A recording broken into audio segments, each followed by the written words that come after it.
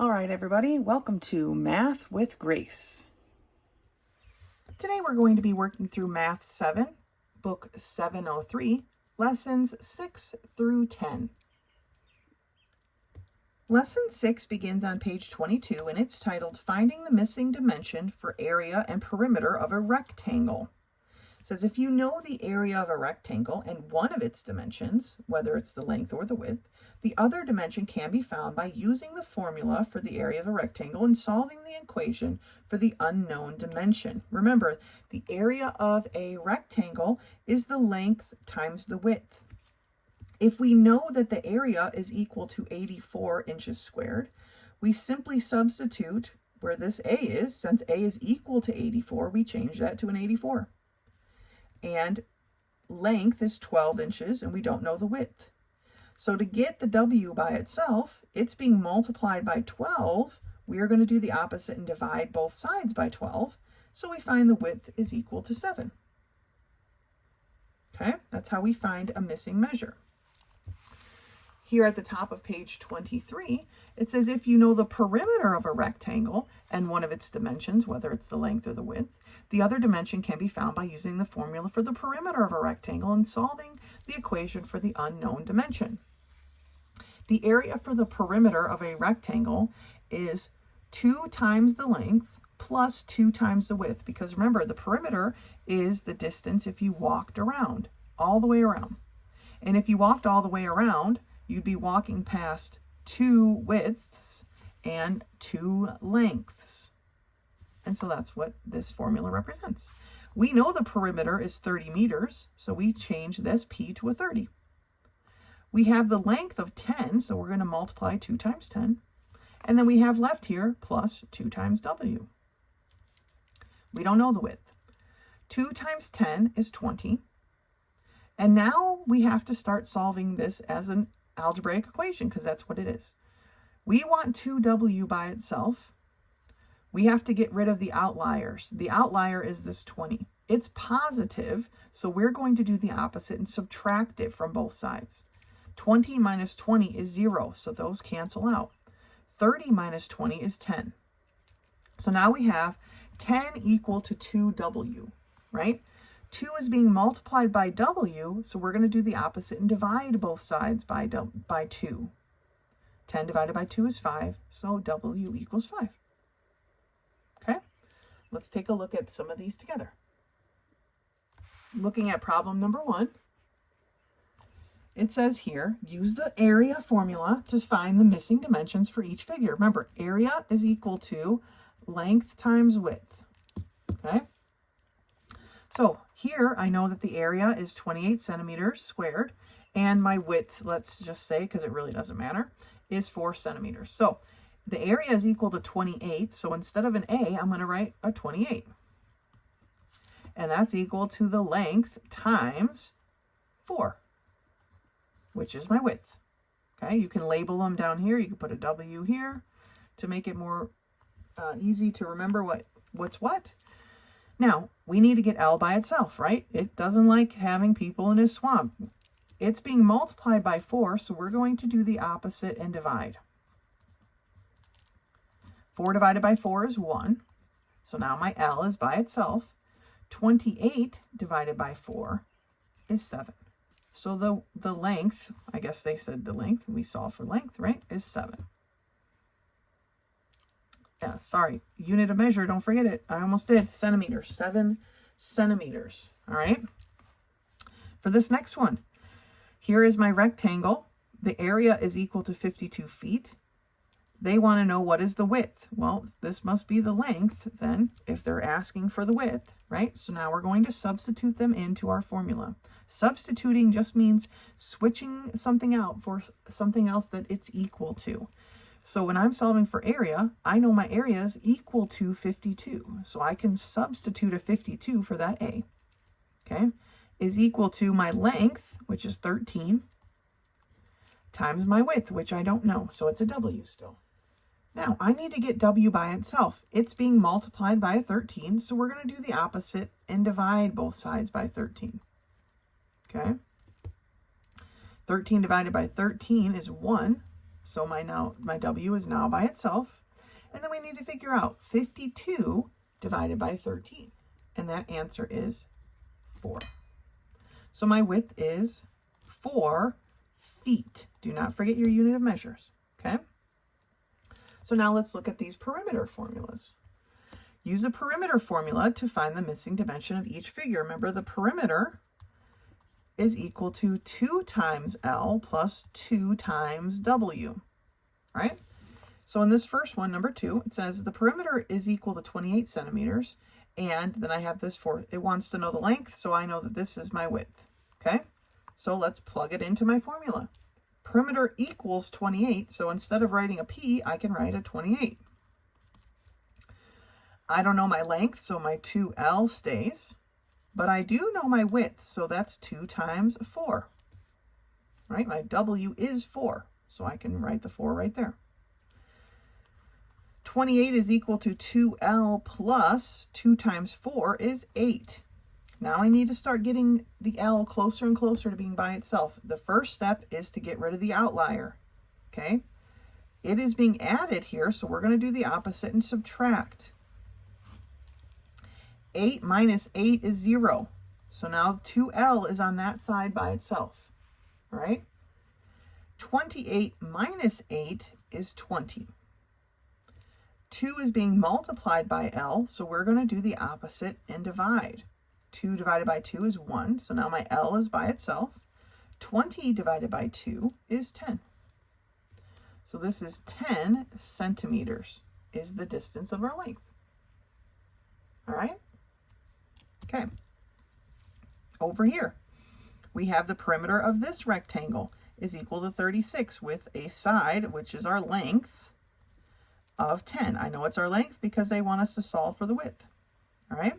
So knowing that my perimeter, my P is equal to 36, I'm going to write 36 is equal to 2 times my length, which is 10, plus 2 times my width, which I'm going to leave as a W because I don't know it. Okay? 36 is equal to 2 times 10 is 20 plus 2W. We need to get rid of this outlier because we need to start getting our W by itself. This 20 is a positive, so we're going to do the opposite and subtract 20 from both sides. Now my 2W is by itself on that side. 36 minus 20 is 16. 2 is being multiplied by W, so we are going to do the opposite and divide both sides. 2 divided by 2 is 1, so my W is now by itself. 16 divided by 2 is 8. So the answer is 8 meters because that's our unit of measure. Okay, so we have 2 formulas that we're working with, and we're just substituting in the information that they gave us. Okay, to solve any of these problems, there's 3 parts: the area, the length, and the width. As long as we have 2 of those parts, we can solve for the third, no matter which part is missing. Okay.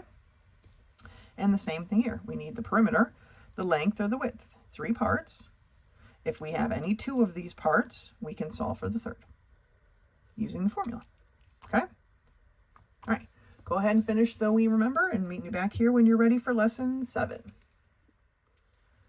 Lesson 7 begins on page 27, and it's about converting between miles and kilometers. And really, it's about converting between miles and kilometers based on a speedometer. So if you've ever noticed or if you drive, or if you've ever noticed in your parents' car, the speedometer, right? We deal in this country with miles per hour, and so those are usually the bigger set of numbers, but there is typically a kilometers reading as well, which I'm pretty sure 90% or more of the rest of the world uses kilometers. And so they're the little numbers that they put on there.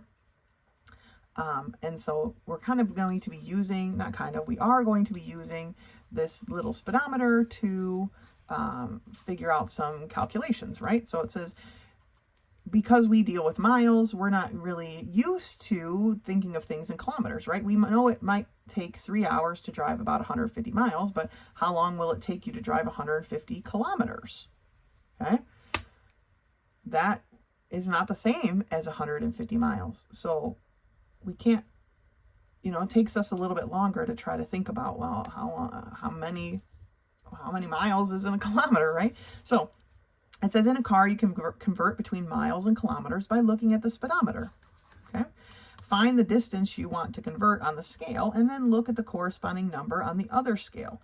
On the speedometer to the right, you can see that 120 kilometers is almost 75 miles, and that 60 miles is a little bit more than 95 kilometers. Okay. It says memorize these approximate conversations. You know how I feel about memorizing. These are the conversions that we would typically use, where 1 kilometer is 5/8 of a mile. I don't normally use this fractional one because it's got a fraction in it, and fractions just make things a little bit more challenging. I prefer this decimal version, where 1 mile is about 1.6 kilometers. Okay, that's the one I would typically use, but I'm pretty sure for this lesson, we're just going to be using this speedometer. So let's turn the page and take a look. So here at the top of page 28, the instructions read, use the speedometer on page 27 to answer to the nearest 5 miles or 10 kilometers. Now, you have a couple options here, right? You can flip back and forth from this page to page 27, which is literally a page right before this, right? You can take a photocopy or a picture of that speedometer and then just not have to flip back and forth. Or if you flip forward a couple of pages to lesson 8, there's the speedometer. And that's what I'm going to do. So it can be on screen at the same time. Okay. I could have made a photocopy, but my printer is being a pain. So I don't feel like getting up to take a look at it. All right, let's take a look at number 1. Tom from the United States is traveling in Canada. He wants to know the distances on the signs in miles. So Sydney, it says, is 10 kilometers. So if we go to, now every kilometer isn't marked, right? But here's 0 and then a check mark and then a 20. So that tells me this is half of 20.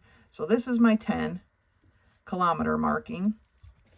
And I believe I have, hold on one second. I jumped up here to grab a ruler so I could not draw a line or anything, but just have a nice crisp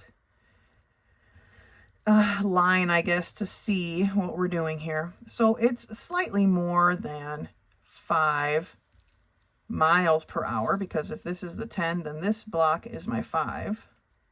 Okay, halfway, right? Halfway between 0 and 10. But it's slightly more. I would say it's like 6 miles. Okay? That would be my estimate if we're doing it this way. What about to Austin? Well, Austin is 23 kilometers. So here's my 20. This is 30. So 23, even though it's not marked, is going to be kind of close to the 20. And so I would say it's almost 15 miles, right? But maybe more like 14 miles. These are all approximations. There is no precise conversion. Okay. What about Portage la Prairie, or Prairie, or however they say it? Probably French, because we're talking about Canada, and I don't speak French. But it's 73 kilometers. So here's my 60, here's my 80, this is my 70. 73 is going to be slightly more than that. So I would say about 45 miles. Okay, halfway between the 40 and the 50. And lastly, Winnipeg is 160 kilometers. 160 is way over here, and it's almost, right? It's almost at the 100, but not quite. So let's say 99 miles. All right. Now, this next part of the question, number 2, says Rod from Australia does not understand distance in miles. Why would he? Help him change by changing the miles on the sign to kilometers. Okay. Swaledale is 6 miles away. So 6 miles, we already did that one, right? We decided Sydney was 6 miles away when it was 10 kilometers. So it's about 10 kilometers. Latimer, okay, is 23 miles. 23 is approximately here-ish, all right, which I would say is between the 30 and the 40. of our kilometers, so I'm going to say 35 kilometers. Ames is 77 miles, so here's my 70 and here's my 80. 77 is like, you know, like right in the middle here. This is 75. 77 is about halfway between 75 and 80. So it's a bit more than 120 kilometers, maybe 125 kilometers. And Des Moines is 100 miles, which is way over here, which is like 161 kilometers. Okay, that's all we need this speedometer for. And then it says here, write the numbers. This is based on those conversions, right? So 1 mile is 5/8 of a kilometer. Remember, they're just right over here at the bottom of page 27, okay? And 1 kilometer, oh, I think I did that backwards. I totally did that backwards. 1 mile, sorry, is 1.6 kilometers. And 1 kilometer is 5/8 of a mile. Okay, I usually use the decimal one when we're converting, but this works totally fine. And for now, we're using that little speedometer thing. I know it says memorize, but again, we will end up using these conversions quite a bit, and so it will just come naturally. Do not bother sitting down and really trying to tackle memorizing that. Okay, all right, here's the We Remember. That's it for lesson 7. Go ahead and finish that We Remember and meet me back here when you're ready for lesson 8. Lesson 8 begins on page 32, and it's titled Fractional Answers in Two-Step Equations. It says sometimes the answer to an equation may be a mixed number or a fraction.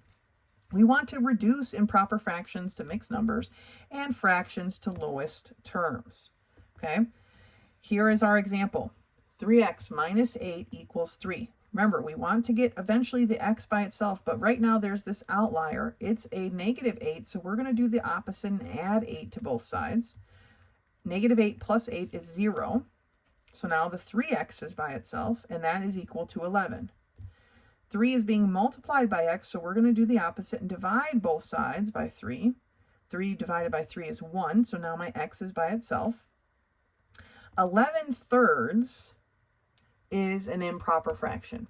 Now, if you were in Math 8 or in algebra, I would tell you to leave it as 11/3. As a personally, as for my own class, I would say just leave it as 11/3 and move along. But this is book 7, so we're not quite there yet. So because the numerator is larger than the denominator, we need to change this over to a mixed number. So how many, like if you were to divide, right, 11 divided by 3, how many full 3's go into 11? Well, there are 3, right? 3 times 3 is 9. 11 minus 9 is 2, and that's our remainder. So the answer is 3 is our whole number, and 2 over the divisor is the fractional part. And it just so happens they both need to be 3 right now, but we'll take a look at this one over here to see a different example. 4x plus 9 equals 27. We've got to get rid of this outlier. It's a +9, so we're going to do the opposite and subtract. Okay? 9 minus 9 is 0. So 4x is now by itself equals 27 minus 9, which is 18. 4 is being multiplied by x, so we're going to do the opposite and divide. 4 divided by 4 is 1, so now my x is by itself.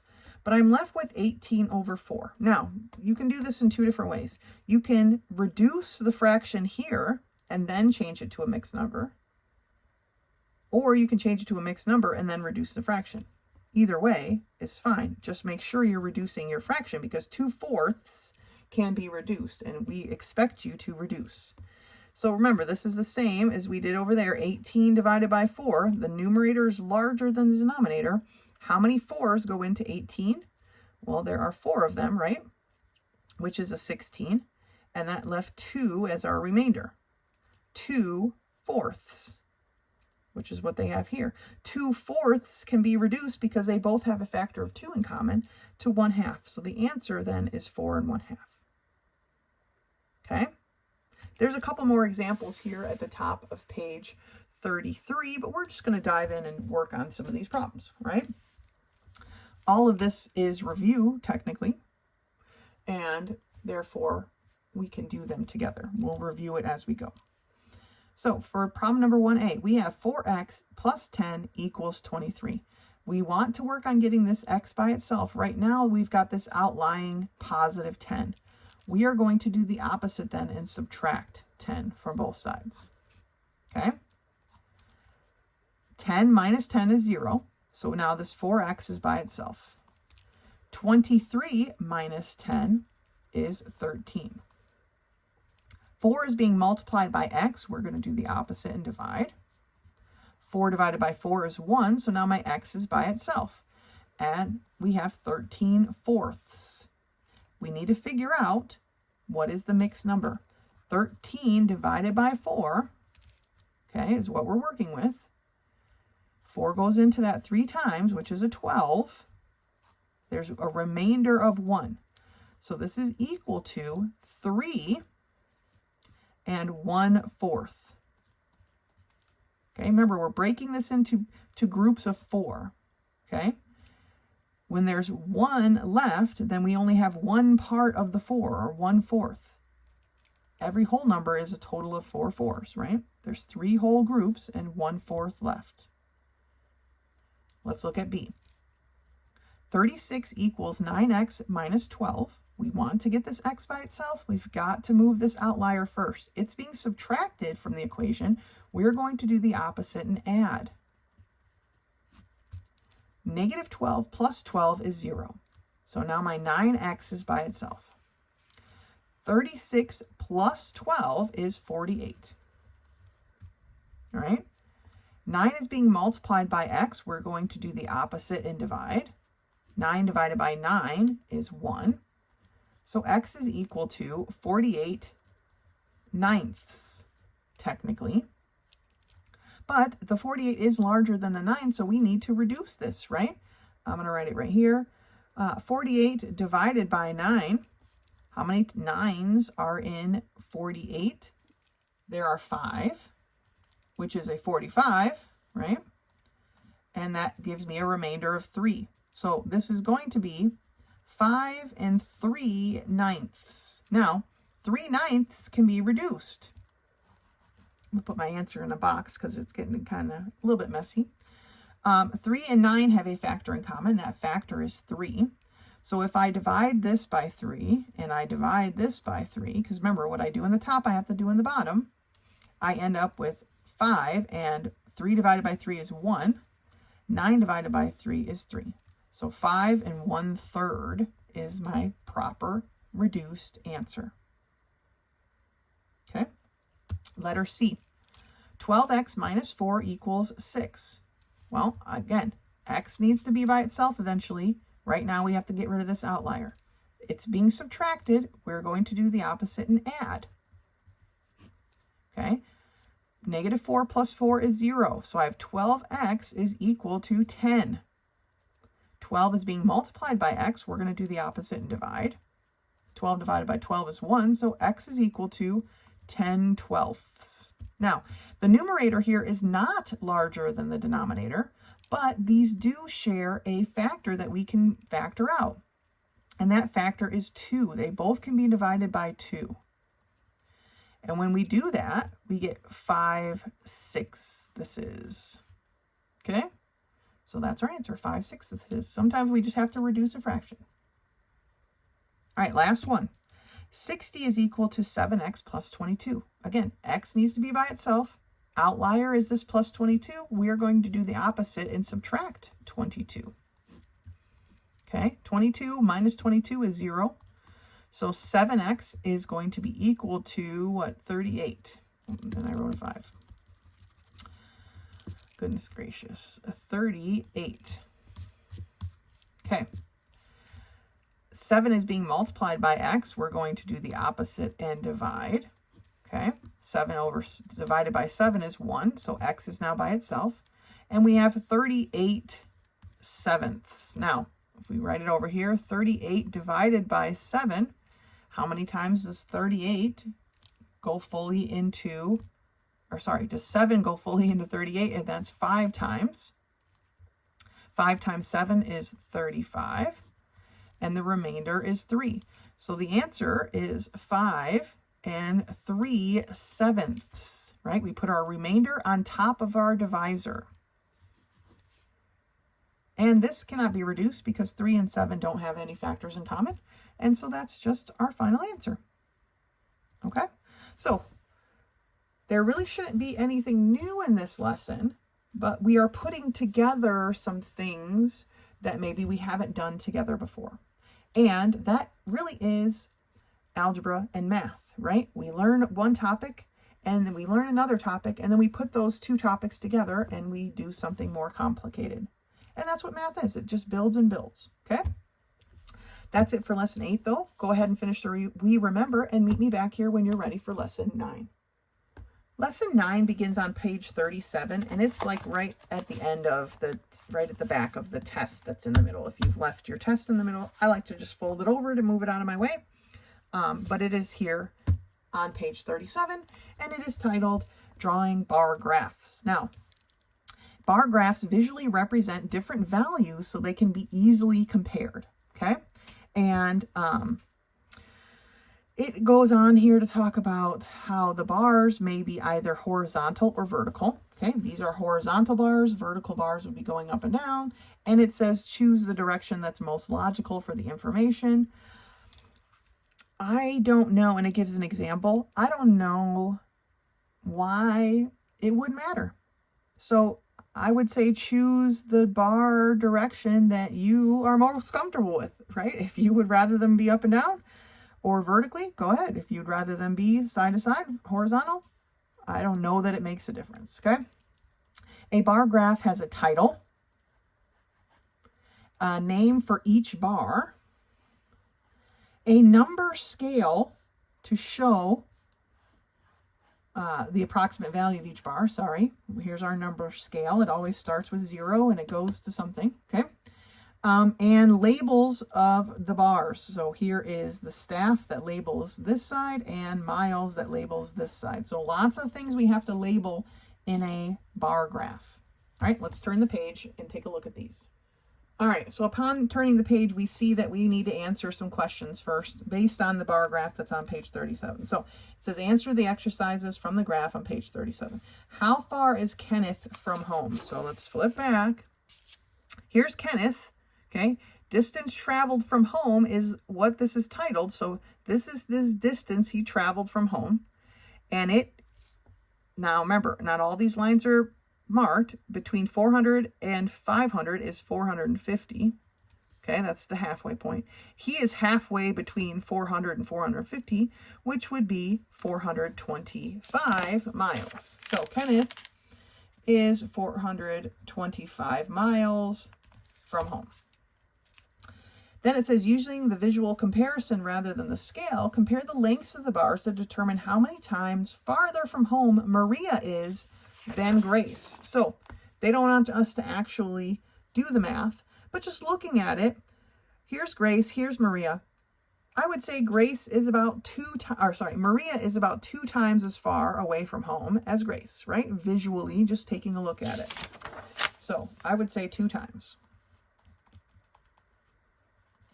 farther, or twice as far, however you want to write it. Now they want us to use these directions here to set up and label and work this bar graph here. Okay, it says complete the number scale on the graph is step 1. Let's read what our graph entails so we can figure out how to number it. It says graph the ages of the youngest children at Sunnyburn Children's Home. They started at 0 and then there is a 5. Okay, and these are in months. So I'm going to go ahead and label it months, and I know it's months because look at, they're all listed in months. Okay, and I assume they want us to list it every 5. So 2 5s is 10, 3 5s is 15, 20, if we're counting by 5s, right? 25, 30, 35, 40, and 45. Okay. Richard is our oldest child, and he is 42 months. you always want your chart to be slightly larger than your biggest number, because you don't want something going off the edge or even reaching the edge. Okay, so it's always, your number system should always be slightly larger than your largest number. All right, so that was step 1. Step 2, label the number scale. Okay, we did months. Sorry, we did that first. That's okay. Months. We labeled our number scale. 3, draw and name a bar for each statistic. If the bar's value falls between numbers on the scale, estimate as closely as possible where the end of the bar should be. Leave space between each bar on the graph. Okay. We have 1, 2, 3, 4, 5, 6 people. I'm going to just start at the bottom and work my way up so I don't run out of space, right? But this is going to be Jenny. And then I have Louis. And I have Juanita. And I have Emily. I have Richard. And I have Pablo. And these are the children. Okay. And it wants us to put in the bars. I don't know why you wouldn't label the bars before you fill them in, but you know. I'm going to also start at the bottom and work my way up with Jenny. Okay, so Jenny is 30 months old. Here's how I like to do it. Jenny is 30 months. Here's where the end of her bar is going to be. Now, number 5 says color the bars, but I'm just going to do them as we go here, because I'm just going to lightly shade it in, right? Not sure if we are supposed to go all the way here to 0. The way they set this up is kind of strange, right? Okay, Jenny is 30 months old. So we put a mark where her age was, and then I just met the bar to reach her. Okay, Louis is 15 months old. So Louis goes to here. We want to leave a gap in between the 2 bars. So Louis is 15 months old. All right. Juanita is 8 months old. Now, here's my 5 and my 10. Halfway is like 7.5. So I want just a smidge over halfway. And, you know, like most graphs, there is a bit of estimating going on. So don't feel like you have to hit exactly where an 8 would be. Unless we number every mark as 1 point, you can't really have it be precise, which is why graphs are not my favorite. Emily is 32 months old. Remember, here's my 30-month mark. 32 months is, you know, right about here. Okay? And so that's how old Emily is. And then we're just going to draw our lines over there. All right. Oh, I scribbled outside of the line a little bit. Richard is 42 months old. So here's my 40. And so my 42 is like right about here. Richard sounds more like a 42-year-old man than a 42-month-old child, but that's okay. And Pablo finally is 22 months. So that's going to be right about here, right? Here's our 20. 22 is almost halfway across. And so here's my Pablo. All right. And the last thing is to write a title for the graph. And so it's the youngest children at Sunnyburn. Okay? It's the youngest children at Sunnyburn. That's what this graph represents. That's what we were told. And there we go. We have made a bar graph. Not super complicated. Okay? Just keep it simple. Right? Okay. That's it for lesson 9. Go ahead and finish the We Remember. After the We Remember is the prompt to take your quiz 2, which again is in the back of your book. As always, if you have any questions, do not hesitate to contact me. Otherwise, until next time.